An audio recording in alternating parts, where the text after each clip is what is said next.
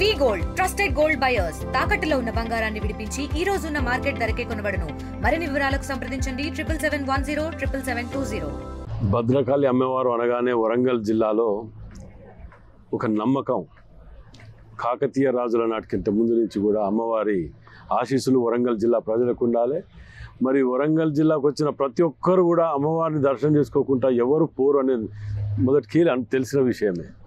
మరి దీన్ని అభివృద్ధి చేయటానికి ఎమ్మెల్యే అయిన తర్వాత మాడ వీధులు చుట్టూ కూడా దీని చుట్టూ కూడా అమ్మవారి చుట్టూ కూడా ఇవాళ మన మంచి డెవలప్మెంట్ తోటి 30 కోట్ల రూపాయలు ముఖ్యమంత్రి రేవంత్ రెడ్డి గారు కేటాయించడం జరిగింది.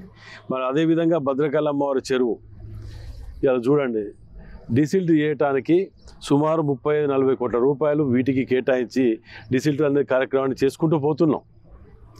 అందులో భాగంగానే మధ్యలో గుట్టలు ఉండే చెరువులలో ఆ గుట్టలను కూడా ఆ గుట్ట ఉన్న వాటికన్నా ఇంట్లో ఉన్న తోడిన మట్టిని దాని చుట్టూ ఫిల్ చేసి స్మూత్గా చేసి రేపు విదేశాల నుంచి అటువంటి వర్షాకాలంలో వానాకాలం చలికాలంలో పక్షులు వస్తుంటాయి కాబట్టి ఆ పక్షులకు మంచిగా ఉండాలని సోలార్ సిస్టమ్తో కొన్ని లైట్లు పెట్టడము, లేకపోతే అమ్మవారికి అక్కడ ఒక అమ్మవారి విగ్రహాలు దొరికినాయి. ఆ విగ్రహాల గుట్ట ఆ యొక్క ఐలాండ్ మీద 9 ఐలాండ్లు కూడా గుట్టలున్న వాటికన్నే మట్టి నింపి పెట్టాను తప్ప చెరువు విస్తరణ తగ్గియటానికో లేకపోతే ఇంకేదో చేయడానికి ఆలోచనతో చేసేది కాదు.